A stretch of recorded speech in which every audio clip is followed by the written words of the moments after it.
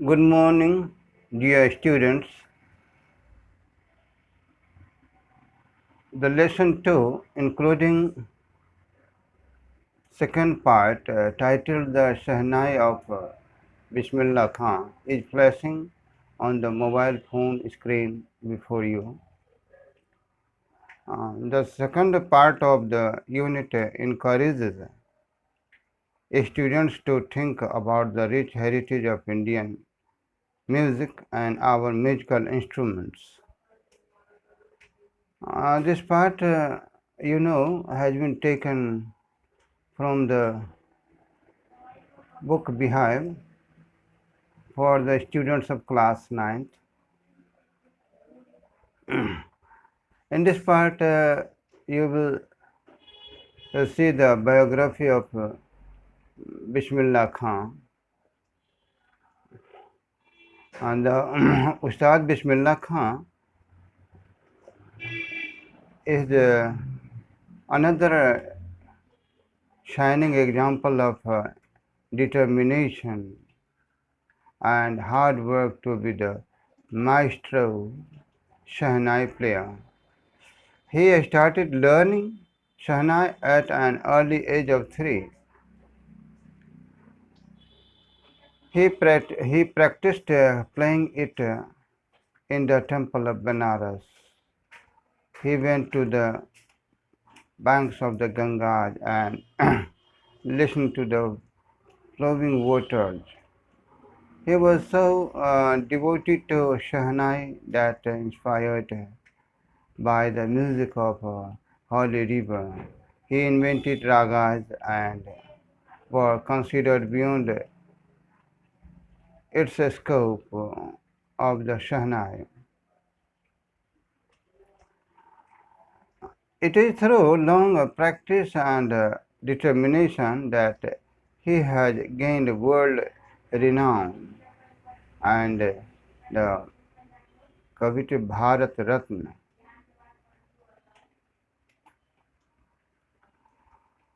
And, and now I start explaining this part and make you understand in your mother tongue.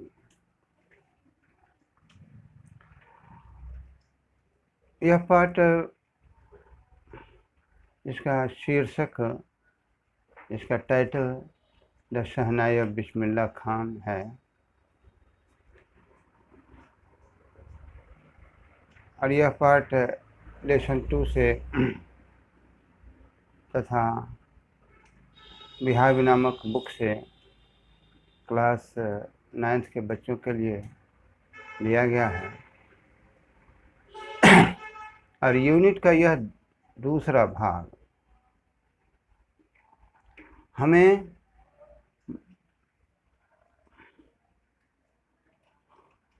अपने सांस्कृतिक विरासत के बारे में सोचने के लिए प्रेरित करता है। वाद्य यंत्रों के बारे में सोचने के लिए प्रेरित करता है। हमारी विरासत क्या है?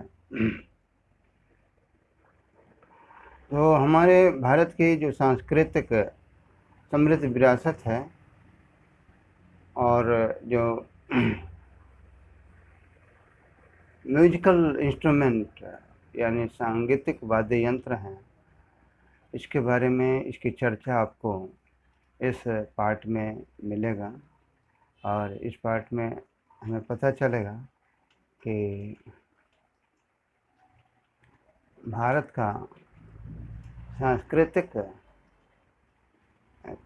कल्चरल प्रोग्राम में या संगीत की दुनिया में भारत का क्या स्थान है। So now let us start explaining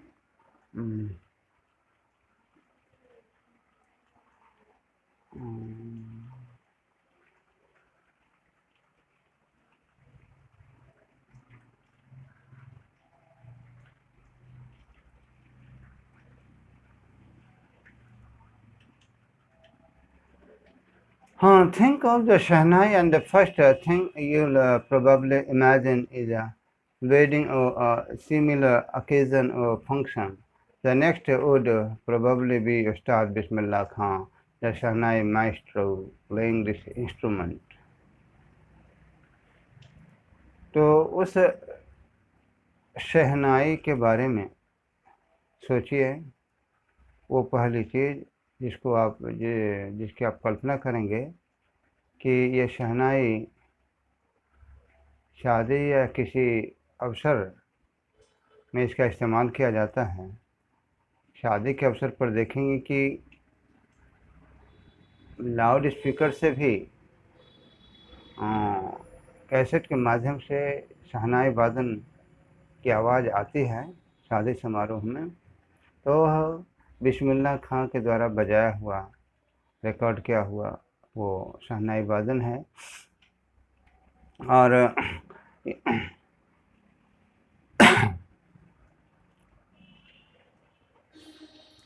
तो अब हम जाने कि धीरे धीरे कि आखिर बिस्मिल्लाह खां कौन थे।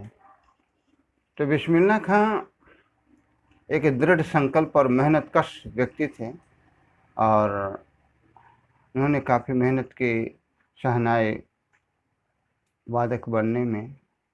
उन्होंने 3 साल की उम्र से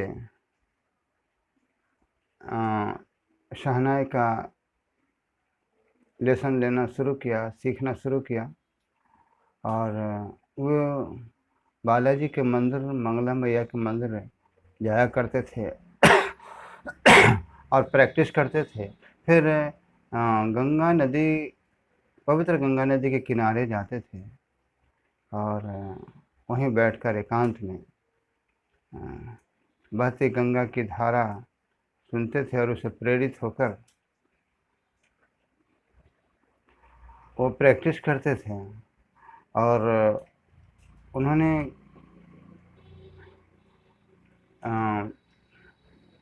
अपने शहनाई प्रैक्टिस के माध्यम से उन्हें अपने आप को भी इम्प्रूव किया, सुधारा, और वैसे वैसे रागों का आविष्कार किया जो शहनाई की सीमा से बाहर था। लेकिन इस शहनाई को काफ़ी प्रयास और दृढ़ता से इस शहनाई को उन्होंने शास्त्रीय संगीत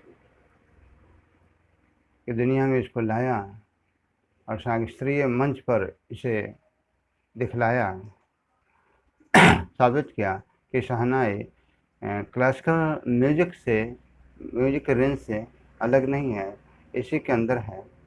और काफ़ी प्रैक्टिस और डिटर्मिनेशन का ये परिणाम हुआ कि वे विश्व विख्यात हो गए और उन्हें भारत रत्न से विभूषित किया गया। तो ऐसे थे हमारे बिस्मिल्लाह खां।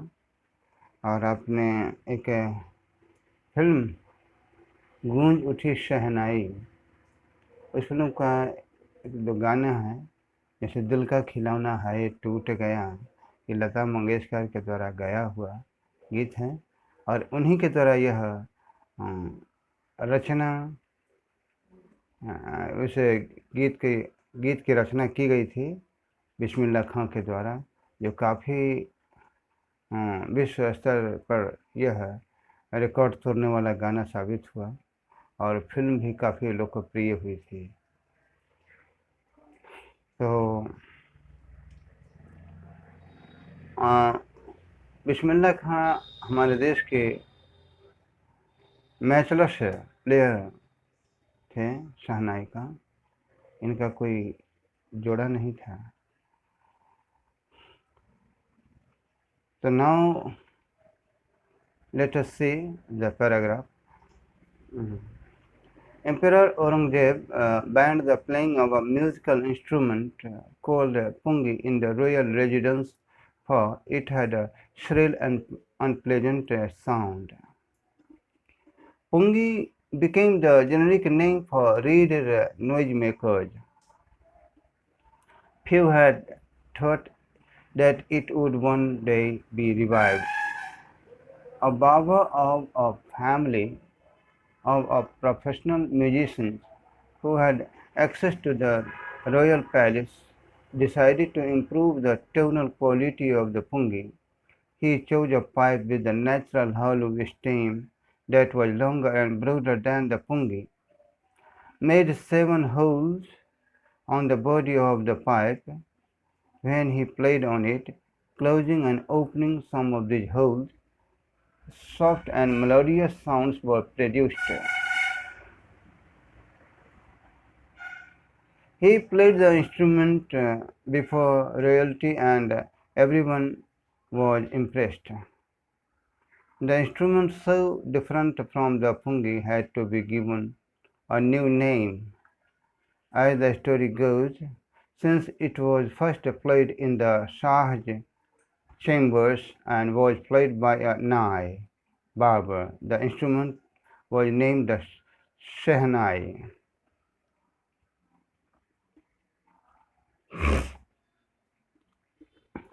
बादशाह औरंगजेब ने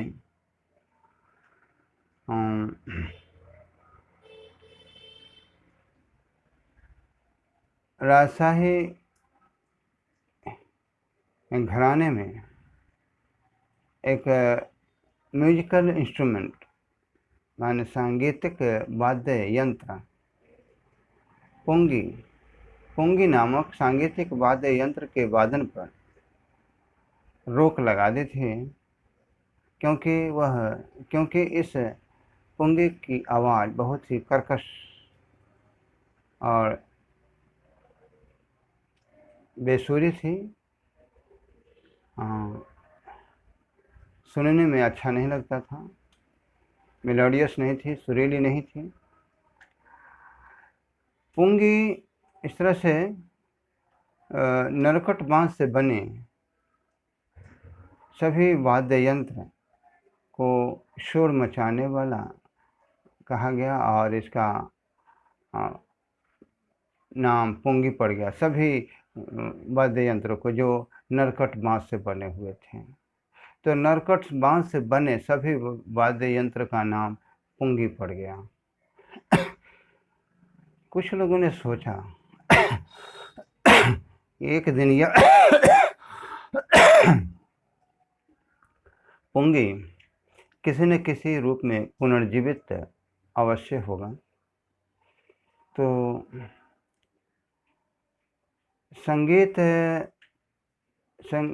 पेशे का एक परिवार था जिसका ये म्यूजिशियन ही था।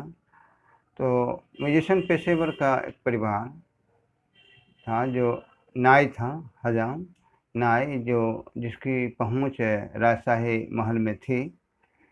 तो उस नाई ने पुंगी के स्वर संबंधी गुणों को सुधारने का निर्णय लिया।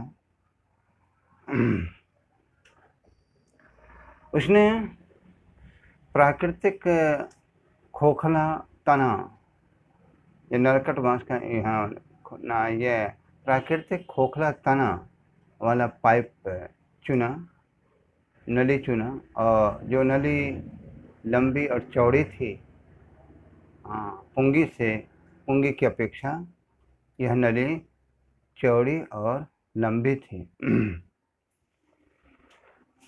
तो इस पाइप के शरीर पे उसने 7 छिद्र बनाए, 7 छिद्र किए, और जब इसने फिंगरिंग करके यानी इन छिद्रों को, कुछ छिद्रों को बंद कर खोल करके जब इसने बजाया तो इससे बहुत ही मीठी और सुरीली आवाज़ उत्पन्न हुई। सुरीली आवाज़, मधुर आवाज़ निकली।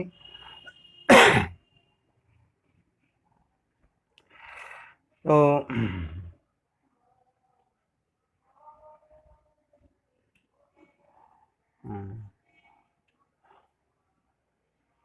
उसने सम्राट के सामने, राजशाही लोगों के सामने इस वाद्य यंत्र को बजाया और हर व्यक्ति इस वाद्य यंत्र की आवाज़ से, मीठी आवाज़ से, सुरीली आवाज़ से प्रभावित हुए। तो पुंगी से भिन्न यह वाद्य यंत्र का नाम तो नया नाम दिया जाना था। इसलिए कहानी ऐसी आती है कि चूँकि यह बादशाह के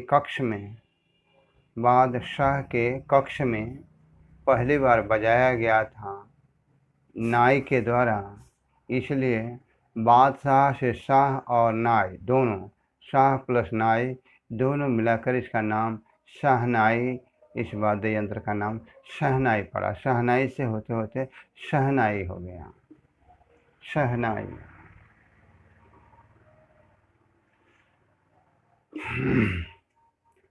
The sound of the shahnai began to be considered auspicious.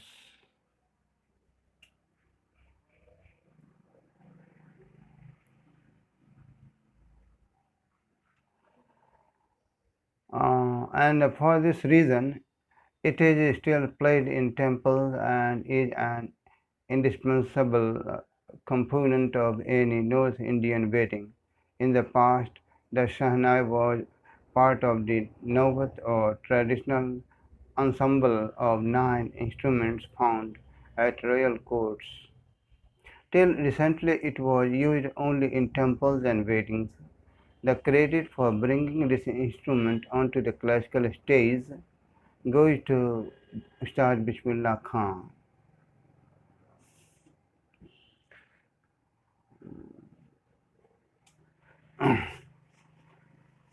तो शहनाई की आवाज़ को, सुरीली आवाज़ को मंगलकारी समझा जाने लगा, माने जाने लगा, और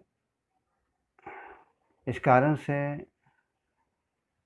मंदिरों में अभी भी बजाया जाता है। और यह किसी भी उत्तर भारत के शादी समारोह का यह परम आवश्यक घटक है, एकदम ज़रूरी वाद्य यंत्र है।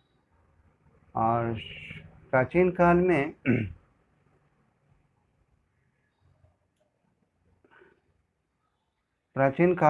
राज दरबार में पाए जाने वाले 9 वाद्य यंत्रों के परंपरागत समूह या नौवत का एक हिस्सा शहनाई को बनाया गया। यह शहनाई था 9 वाद्य यंत्रों में। तो हाल फिलहाल तक इस शहनाई का उपयोग मंदिरों में और शादियों में किया जाता था। और इस शहनाई वाद्य यंत्र को शास्त्रीय मंच पर लाने का श्रेय उस्ताद बिस्मिल्लाह खां को जाता है। इन्होंने ही इस शहनाई पर तरह तरह के कठिन से कठिन राग बजाए और उन्होंने क्लासिकल स्टेज पर इसे बजाया और क्लासिकल स्टेज पर इसको शहनाई को लाया। जिस शहनाई को ऐसा समझा जाता था कि कठिन से कठिन राग इस पर नहीं बजाया जा सकता, लेकिन इन्होंने साबित कर दिया कि नहीं, यह क्लासिकल स्टेज पर इसको इस्तेमाल किया जा सकता है। और इन्होंने इस शहनाई वाद्य यंत्र को क्लासिकल स्टेज पर लाकर सिद्ध कर दिया। As a 5-year-old, Bismillah Khan played gilli danda near a pond in the ancient state of Dumrao in Bihar. He would regularly go to the nearby Bihariji temple to sing the Bhojpuri Chaita, at the end of which he would earn a big laddu weighing 1.25 kg, a prize given by the local Maharaja. This happened 80 years ago, and the little boy had traveled far to earn the highest civilian award in India, the Bharat Ratna. चूँकि 5 वर्ष की उम्र में बिहार के प्राचीन रियासत डुमरांव में स्थित एक तालाब के नज़दीक गिल्ली डंडा बिस्मिल्लाह खां खेलते थे और वह नियमित रूप से बिहारी टेम्पल नज़दीक के बिहारी टेम्पल मंदिर में भोजपुरी चैता गाने जाते थे और इस गायन के अंत में उन्हें स्थानीय महाराजा के द्वारा इनाम के रूप में 1.25 किलो का एक बड़ा लड्डू उन्हें दिया जाता था। 1.25 किलो का लड्डू वे प्राप्त करते थे जो स्थानीय महाराज के द्वारा दिया जाता था। यह घटना तो 80 वर्ष पहले हुई और यह बालक अब तो हाँ, इन्होंने इतनी यात्रा कर ली है कि यात्रा के दौरान म्यूजिक की दुनिया में इतनी यात्रा कर ली कि इतनी दूर यात्रा की संगीत की दुनिया में कि उन्हें भारत का सर्वश्रेष्ठ असैनिक इनाम भारत रत्न मिला। उन्हें भारत रत्न से विभूषित किया गया।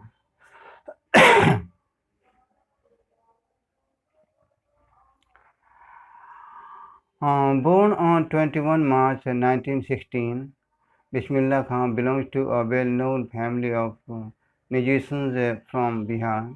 His grandfather, Rasul Baksh Khan, was the Shahnai Nawaz of the Bhojpur King's Court.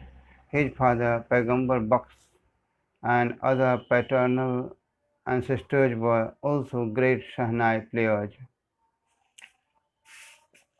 21 मार्च 1916 को उनका जन्म हुआ था और वे बिहार के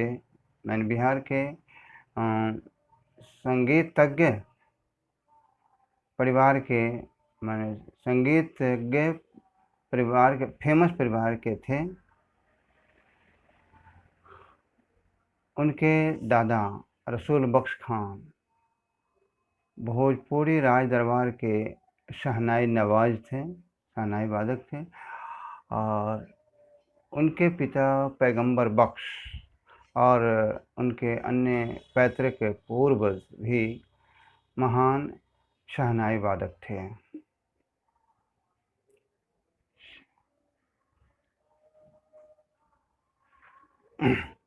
The young boy took to music early in life. At the age of 3, when his mother took him to his maternal uncle's house in Benares, now Varanasi, Bismillah Khan was fascinated watching his uncle practice the Shehnai. Soon Bismillah Khan started accompanying his uncle Ali Baksh to the Vishnu temple of Benares, where Baksh was employed to play the Shehnai. Ali Baksh would play the Shehnai and Bismillah would sit captivated for hours on end. Slowly he started getting lessons in playing the instrument and would sit practicing throughout the day. For years to come, the temple of Balaji and Mangla Maya and the banks of the river Ganga became the young apprentice's favorite haunts where he could practice in solitude. The flowing waters of the Ganga inspired him to improvise and invent ragas that were earlier considered to be beyond the range of the Shehnai.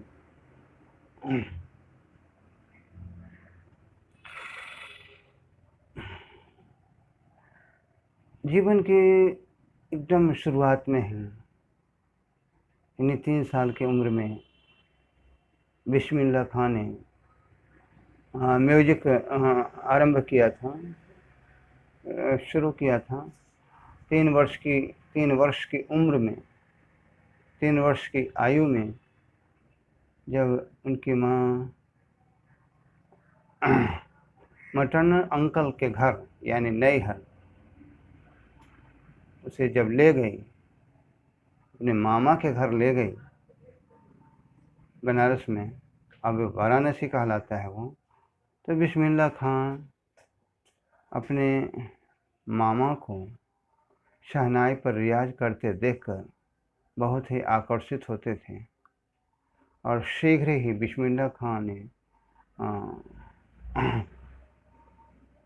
अपने मामा अली बख्श के साथ जाना शुरू किया बनारस के विष्णु मंदिर में, जहाँ पर उनके मामा अली बख्श को शहनाई बजाने के लिए नियुक्त किया गया था। अली बख्श शहनाई बजाते थे और बिस्मिल्लाह खां घंटों मुग्ध होकर बैठे रहते थे, मंत्र मुग्ध होकर इस शहनाई की आवाज़ को सुनते हुए बैठे रहते थे।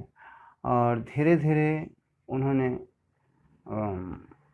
शहनाई वादन में, इस वाद्य यंत्र को बजाने में लेसन पाना शुरू किया और वे दिन भर प्रैक्टिस करते हुए बैठे रहते थे। और आने वाले वर्षों में गंगा बालाजी के मंदिर, बालाजी और मंगला मैया का मंदिर और गंगा का तट इस नवसिखवे का प्रिय स्थान बन गया, जहाँ पर वे एकांत में रियाज कर सकते थे, अभ्यास कर सकते थे शहनाई वादन का। और सीखने के लिए बहुत अभ्यास की ज़रूरत होती है, रियाज की ज़रूरत होती है। रियाज तो उर्दू शब्द है, तो अभ्यास किया जाता है किसी भी वाद्य यंत्र को, पर वाद्य यंत्र में कुशलता हासिल करने के लिए इसमें एक बात है कि हम कोई एक लेसन लेते हैं तो उसका इतना अभ्यास किया जाता है, उसको प्रैक्टिकल व्यवहार में इतना लाया जाता है, यानी समझो 1 गुना व्यवहार में लाओ 4 गुना, ये सिद्धांत होता है संगीत की दुनिया में। तो एक लेसन अगर मिला तो उसे इतना प्रैक्टिस लाओ, इतना प्रैक्टिस में लाओ, इतना रियाज करो कि यह बजाने में सहज हो जाए।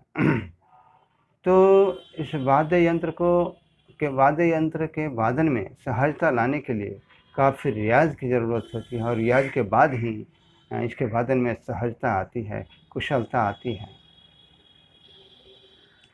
तो गंगा का बहता जल ने उन्हें अपने आपको सुधारने की प्रेरणा देता था और उन्होंने और आविष्कार भी किया। इस गंगा का पवित्र पानी जलधारा ने उन्हें प्रेरित किया आविष्कार करने के लिए भिन्न रागों का, और उन्होंने आविष्कार भी किया रागों का जो राग शहनाई की सीमा से परे समझा जाता था पहले, लेकिन अब तो ऐसी बात नहीं है। At the age of 14, Bismillah Khan accompanied his uncle to the Allahabad Music Conference.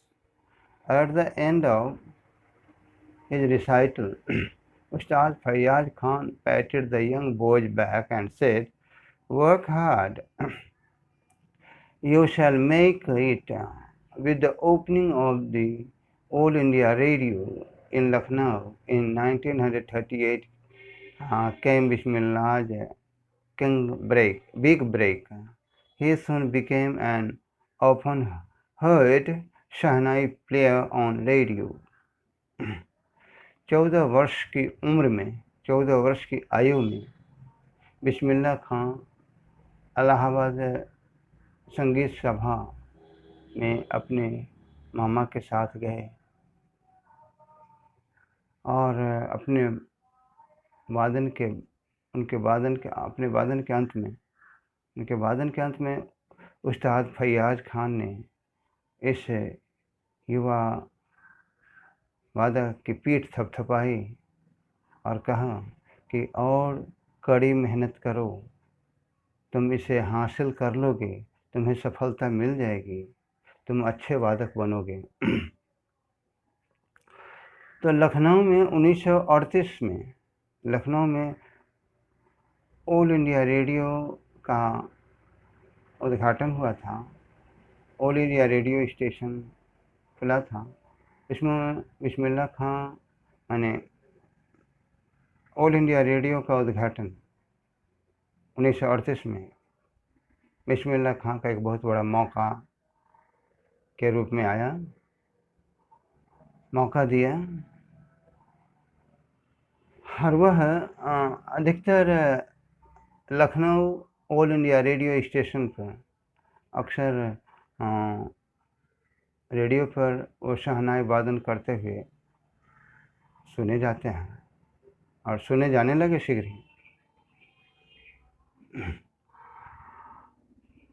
When India gained independence on 15 August 1947, Bismillah Khan became the first Indian to greet the nation with his Shahnai. He poured his heart out into Rag Kafi from the Red Fort to an audience which included Pandit Jawaharlal Nehru, who later gave his famous Traced with Destiny speech.